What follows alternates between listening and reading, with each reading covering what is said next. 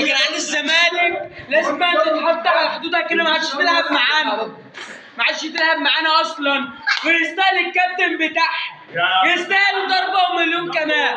والف مبروك الفريق الاحمر الجزائري، الف مبروك يا جدعان والله.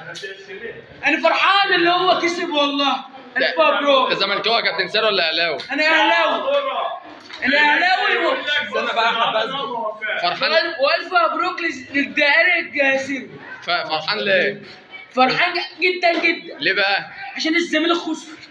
شفتوا يا جماعه لما الزمالك بيخسر الاطفال كلها بتفرح والشباب كلها بتفرح والكبار كلهم بيفرحوا، حاجه حلوه قوي. احنا عارفين قد ايه الحكايه كده، مبسوط ان هو دايما شتان فوق. خلي بالك الزمالك بص لو كده على الاهلي تاني هنحطها تحت رجلها على طول ولا بينا مشكله. الكابتن بتاع الاهلي من امريكا عادي، هنجيب بص اللي ما يتجابش.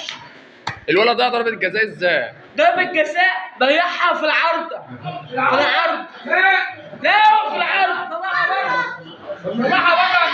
في العرض، في العرض يا جدعان.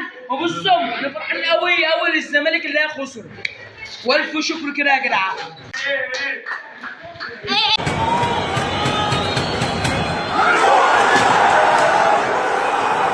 يمشي كرة أخيرة في المباريات لنادي الياسما ويسجل وخلاص. الياسما بطل افريقيا، الاتحاد بطل الكونفدرالية. الاتحاد يسجل في مرمى عواد ويسجل 8-7.